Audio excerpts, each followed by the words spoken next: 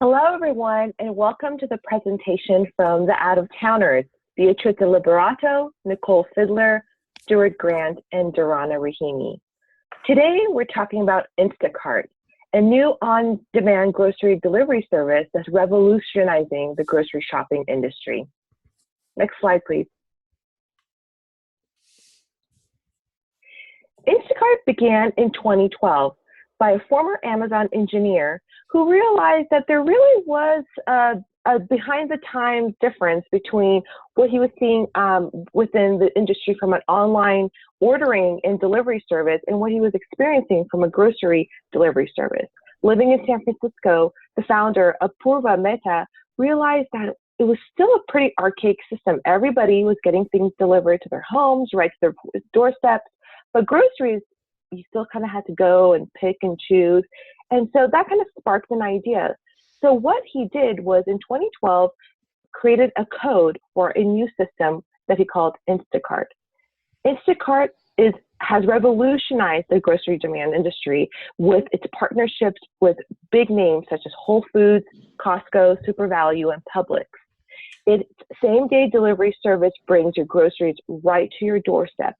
In addition, it has its own dedicated workforce that goes and shops for deliveries at these local stores. In some stores, some of these dedicated shoppers even have their own lanes, which make the process of purchasing and getting groceries right to your doorstep easy and simple and fast. The company's revenue system is made up of markup on groceries plus a delivery fee and a revenue share agreement with its retail partners. It recently was ranked #1 on Forbes' America's Most Promising Companies in 2015 and is currently valued at $3.4 billion after raising an additional $400 million in new financing. Next slide, please. So how does Instacart work? It's really simple and easy to use, which is one of the key things as part of the value proposition. So it's an online ordering system. You can order easily through your phone, or you can go on your desktop computer and order online from over 30,000 items. Again, from your favorite local stores such as Whole Foods, Trader Joe's, Safeway, Costco, Publix.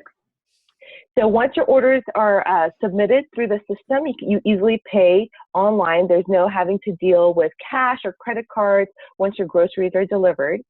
The order is received, and Instacart routes your order to a personal shopper who then goes and visits these stores and actually collects those items.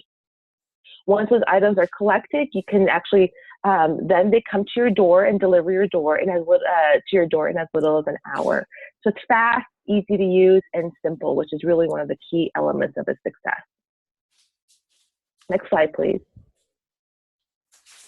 So what are its differentiators? We've talked about, service, simplicity, and speed and convenience are some of the key differentiators. And on this slide, what we evaluate is its overall business canvas.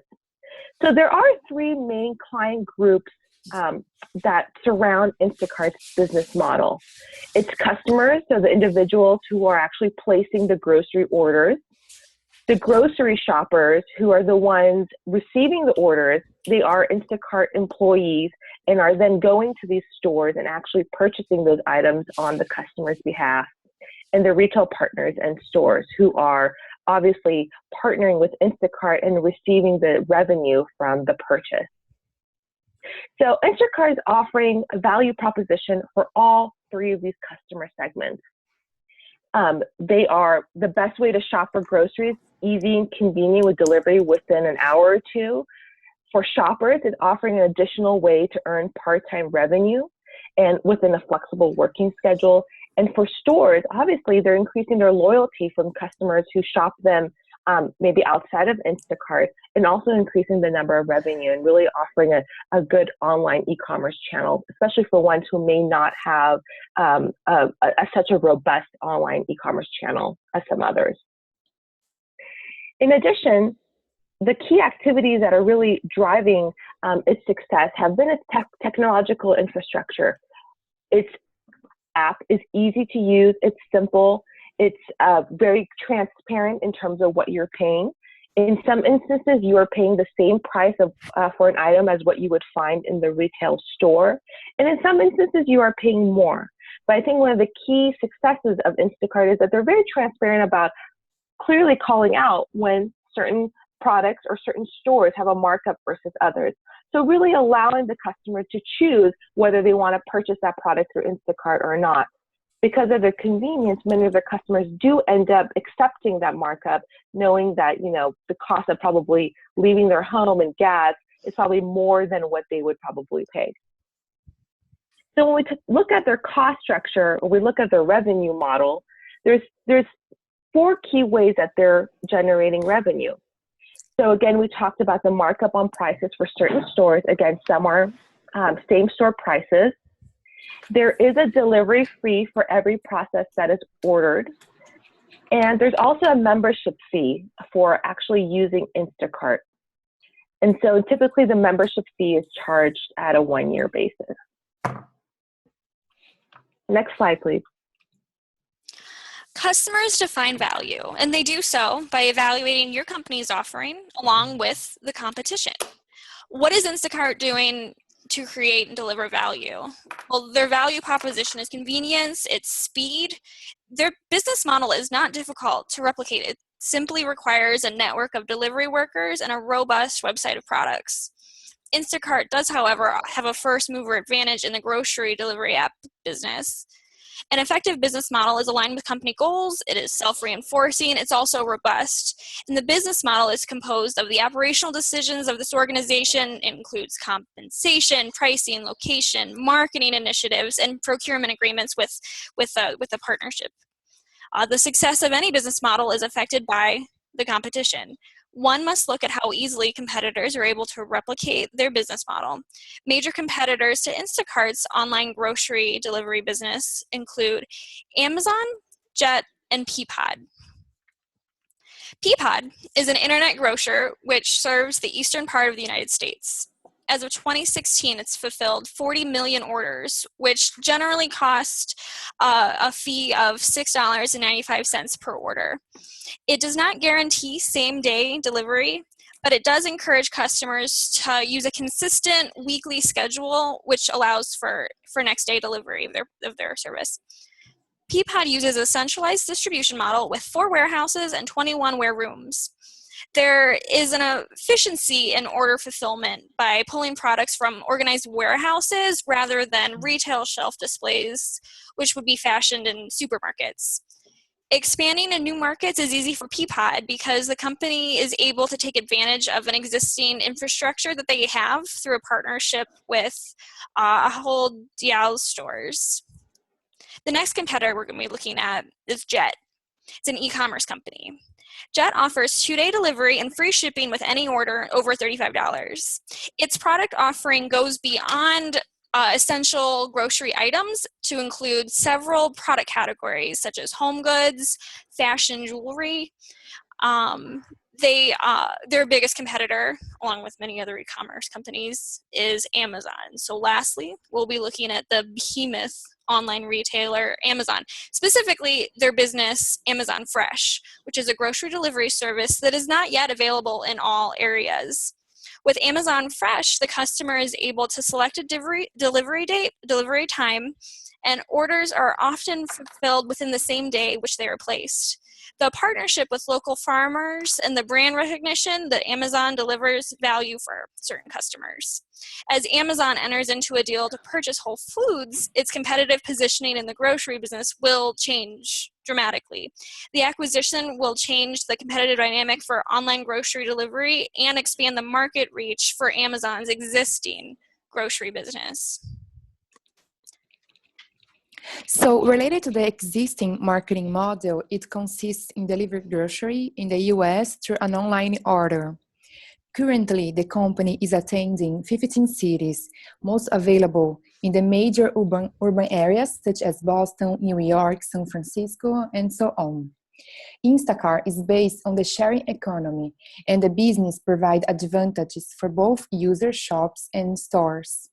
Also, they shop from multiple retailers, so the customer has many benefits as a wide range of products fresh ingredients, and a delivery time within 1 hour. Related to its niche, the company targets urban professionals and occupied moms, so a high-end customer market due to its purchase potential and busy daily routines. So the online ecosystem is the company's website and mobile devices apps such as Android and iOS. And to generate brand recognition, the company has also created an offline solution where its shoppers wear similar t-shirts and use bright bags, all with the name of the company and logo. Related to the revenue model, it consists in delivery fee charging, which is about $3.99 for 2 hours delivery and $5.99 for a 1. Also the membership fee, which is about $99 per year, and the markups prices which is about 15 or more from their e-store prices. So next slide, please. So related to the Instacart potential growth, we can see with these numbers here that Instacart is a promising company. The sales have increased exponentially and shows interest of customers and shows room for growth. Now, Stu will take you through the next topic. Thanks, B. Now look at a couple of improvements that Instacart's made over the last 5 years since they've been created. The first thing they did was they've, as a couple of group members have touched on already, they've grown the number of grocery stores they partnered with. As the original business model was, any grocery store they weren't partnered with, there was a markup on the product. As they've expanded their partnership with the grocery stores, they've reduced the number of products that actually receive markups. Secondly, they're one of the first companies to actually map out how local grocery stores are set up. So they actually know when the shoppers go in to pick the products, where everything is in advance. So it improves efficiency, gets them in and out of the store a lot quicker. The third thing they're really looking at now is they're using machine learning tools to help predict daily inventory and staffing shortfalls, to see certain days they have more products or more staff than they need, and they're trying to, this predicting tool helps that going forwards. They're also quick to integrate with Apple Pay. Judging the popularity of the iPhone, you can now pay with Apple Pay on your phone, regardless of seamless payment fees. And the last thing is they have a flat fee for delivery regardless of how big it is. So if you're ordering one item, 25 or 40, it's going to cost you the same amount of money depending on the time. They're also looking to, in certain areas such as New York, they're looking to reduce their delivery time from an hour to 30 minutes. Next slide, please. Going forward, though, Instacart will face or potentially face a number of issues. Recently, Uber in San Francisco was ruled that their drivers should be employees and not independent contractors. It's curious to see if this ruling spans out more than just in San Francisco for Uber and how it might impact the shoppers or delivery drivers for Instacart. Though the flip side is that they can also get, if they become employees, there is a lot of studies to say that permanent employees actually provide better service. Although they're more expensive, their argument is you actually get better quality rather than from a part-time contractor. Secondly, this is more internally. They have a right to continually change the way the wages are paid out. They pay differently depending on which location they are in around the country. So a driver in New York will make more than, say, a driver in Iowa. But the flip side is they took out the ability for customers to tip the driver individually, and they added a service fee, which went to the company as opposed to the driver. This caused a mini revolt among the drivers. They put the tipping ability back in again, although it's a little more difficult to find. So going forward, we'll see how that impacts the number of drivers they have and if they can retain their independent contractors. The third thing will be, will they be able to continually offer low prices? It's great that they can do it now, but they have to constantly be improving to keep the efficiency levels up. It's very difficult to keep these low prices and still make money on an ongoing basis. And then finally, there is a potential conflict with grocery stores. Although they partnered with them, interesting to see what the Whole Foods works out, but they partnered with the grocery stores wouldn't lose any of their sales to Instacart. But looking at some of the bigger retailers, although the grocery stores are seeing revenue coming in from Instacart, it's not actually a large percentage of the revenues. For some of the much more big chains, the Whole Foods and things like that, it's 2-3% of their overall revenue is coming from Instacart. Next slide, please. So just quickly going over the conceptual map, we came up with kind of 5 key ideas with Instacart: branding, innovation, key partners, value proposition, and the revenue model. The branding, I think, is quite interesting because, as B mentioned earlier, the distinct t-shirts when you go into the grocery store. You can't miss them. They're bright orange, bright green. Really know what Instacart's out there. The carrot is quite interesting because they put that on everything. It's kind of their logo. And then the innovation, the mobile apps, as we discussed, the fact you can order from your phone, Apple Pay, and then also the fact that the first people to really use machine learning to predict customer behavior and inventory. And then, as we mentioned, the store mapping. As we discussed in the business model, the key partners, the grocery stores, the investors are key because they're the ones that come up with the money, and eventually they're going to be wondering, they need the return on their investments. And then look at as we discussed the revenue model, the 3 key parts that was discussed earlier. And then the value proposition, obviously the customers, the shoppers, which are also viewed as delivery drivers, which is interesting because the customers are given the chance if they'd like to become part-time employees. So that's kind of key because that's part of the brand.